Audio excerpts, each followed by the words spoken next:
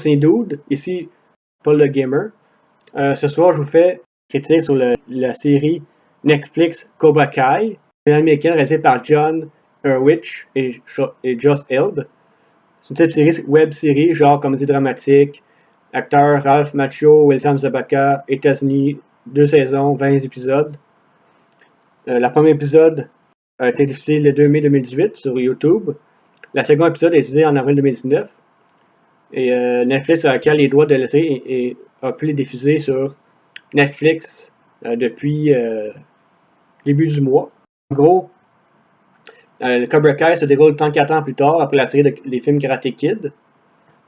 Après que Lawrence a perdu le tournoi aux mains de Daniel LaRusso, l'élève rival qui était entraîné par Morito. Ensuite, dans la série, c'est que Johnny, on voit que après, 50 ans plus tard, il est à dérive, il boit d'alcool, il est dans la drogue, il n'a pas une belle vie, il perd sa job, alors que Trax de lui, c'est que Daniel LaRusso, lui, ben, il réussit bien dans les affaires, il administre un concessionnaire d'auto, et il lutte aussi pour maintenir l'équilibre de sa vie en l'absence des conseils de son mentor, M. Miyagi. Daniel est marié à Amanda, avec laquelle il a 2 enfants, Samantha et Anthony. Au long de l'histoire, à un moment donné, Johnny Lawrence décide de repartir un dojo karaté et en même temps, il va rouvrir la rivalité avec Daniel LaRusso, qui de son côté va lui aussi partir son propre donjon et recruter ses propres élèves. Et tout au long de l'histoire, les deux vont avoir une rivalité entre les élèves de chaque dojo. À un moment donné, dans le premier épisode, ben, Johnny Lawrence rencontre Miguel, un de ses premiers élèves. À la sortie de dépanneur, ben, il le défend contre des bullies de son école qui sont toujours sur lui. Et va lui demander de l'entraîner pour le karaté, qu'au début va refuser, mais éventuellement il va accepter.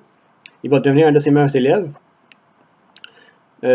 Tout au long de l'histoire, d'autres personnages vont faire leur entrée, dont Sam LaRusso, la fille de Daniel LaRusso, sa femme aussi, Robbie Keane, le fils de Johnny.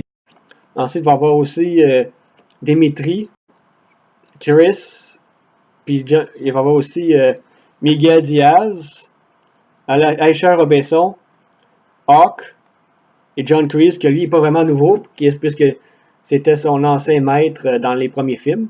C'est lui qui a entraîné Johnny.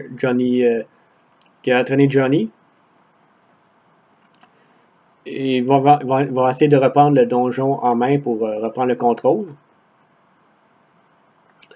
On va aussi Tori Schwaber et Mitch, qui eux vont apparaître dans la 2e saison, respectivement.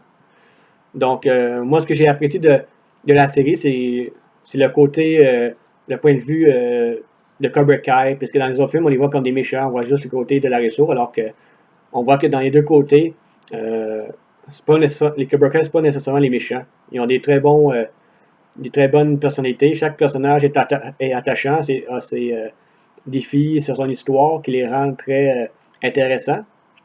Donc, on peut voir que dans le film, peu importe des deux bords, il y a des méchants, des bons dans les deux clans. Ce qui est intéressant, c'est que les épisodes sont courts, à peu près 30 de minutes chaque.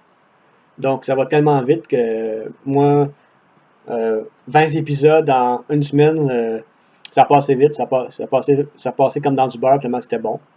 Surtout si vous êtes un fan des films comme moi, arts martiaux et des séries, vous allez triper là-dessus. Donc, c'est ça. Je vais vous laisser là-dessus. Moi, je mettrais une note de 10 sur 10. Et la série est tellement connue de bons critiques de la part du public que Netflix a annoncé la semaine dernière qu'ils ont eu les droits pour pouvoir tourner une saison 3 pour 2021. Ce qui est excellent, une bonne nouvelle. Moi, je suis très content. Alors, puis il y a d'autres, il y a des rumeurs comme quoi qu'il y a d'autres anciens personnages qui vont rouvrir, comme Silver, Ellie. Sur Ellie, attends, on va voir.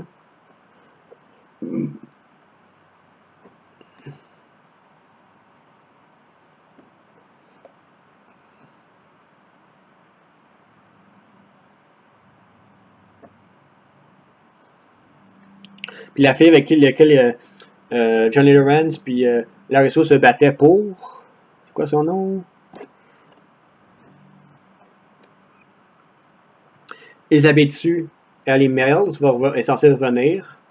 On voit aussi tout le long, on voit les anciens amis avec qui Lawrence se tenait et malmenait Larry Russo.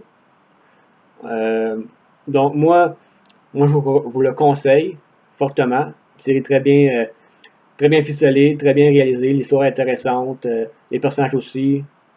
Alors, merci et bonne soirée, à la prochaine.